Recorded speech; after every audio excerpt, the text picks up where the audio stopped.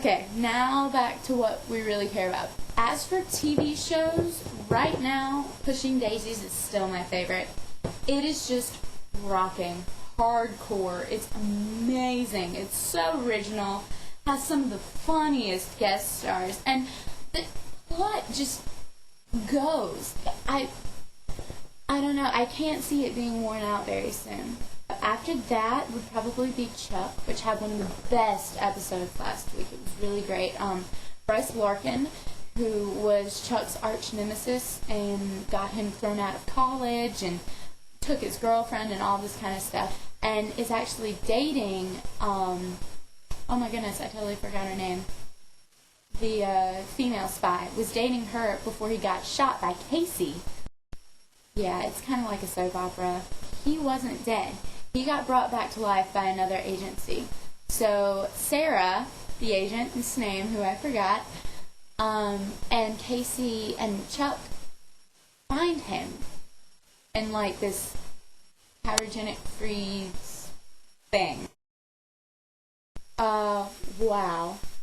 Just wow. It got real good, like real fast. Like real fast. So, I'm really kind of blown away by it. Just the virus coming out, and Adam, you don't know whether Adam / Kinsey is gonna do the right thing or not, but you know that he's not, and yet he's got Peter on his side, and this last episode just left you with a total cliffhanger, because you got Peter, boy wonder, okay, on this side, and then you've got Hero, the underdog, with a good heart on this side, and they're fighting each other, and you know that Hero's right, but you don't want Peter to lose, because Peter's awesome, so you're just kind of stuck, and that sucks, because Adam is just a prick, like, oh, Adam, why do you have to suck so much, why do you make me hate you? Siler, holy Jesus. Okay, so Siler and the twins. He's finally killed the boy. That happened in the end of the last episode. And he and Maya have this really weird, like, sexual thing going on. Which is strange because he's a murderer. But then you're like, wait, she's a murderer too. And they're both wicked hot. Like, everyone on this show is attractive. I mean, there's no one fugly. There's no one even remotely, like, unattractive. Even the parents are like, okay, yeah, if I turn my head and squint my eyes a little bit and think about 20 years ago, you were probably, like, so bangable, it was ridiculous. So, the show is full of hotties. Like, I mean, even Greg Grunberg, whom I love, I mean, I totally hit that. No questions. Totally just done go. Where was I going? Siler. Right after Siler kills Maya's brother, which is like effed up, okay? He doesn't even take his power. Well, he doesn't really have the power. Like, Maya's brother really doesn't have the power. She had the power inside herself the whole time, just had to, like, harness it, and he was her harness, which is kind of gross because they're brother and sister. I need a script, people! A script! Siler and Maya have this crazy, intense kiss. Whew! Whew! It was almost as good as Chuck 2 weeks ago, or it was 1 week ago, when he and Sarah have this crazy kiss. Like, they think that they're gonna die, and so she just grabs him, and I'm like, oh, you suck, because I would love to be there right now. Oh my gosh. And so she grabs him, and then their bodies just like, whoo, and it is not a short kiss. It's just like forever, because they think that they're gonna die, so they're like, I'm just gonna make out with you until I'm dead. Isn't that cool? And then they don't die, and they're like, speaking of awkward kisses, Bones, there was one of the best kisses that I think I've ever seen. It was a very funny premise.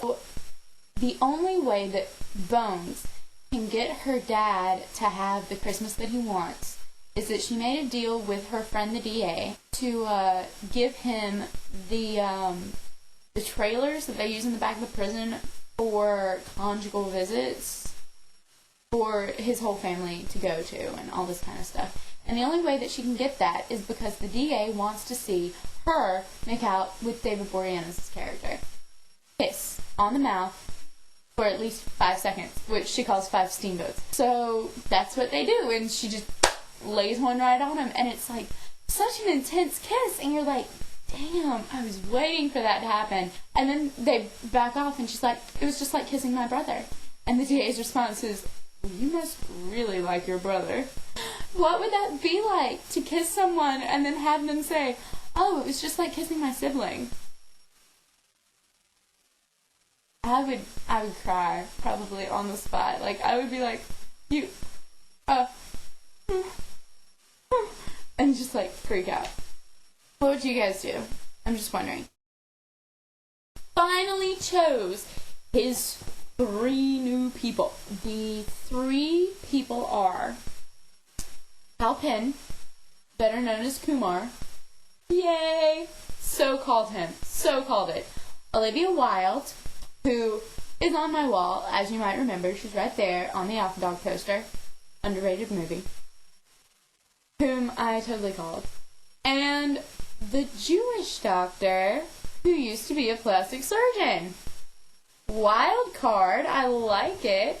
I thought it was going to be the Mormon guy because I just loved him so much. And he is ethnic. So House had to have an ethnic guy. But then when Omar Epps came back, it was like, oh, okay, well, there's your black guy. But anyway, yeah, he got cut actually a week ago because he followed Cuddy's rules. That's what I thought. But what was your favorite?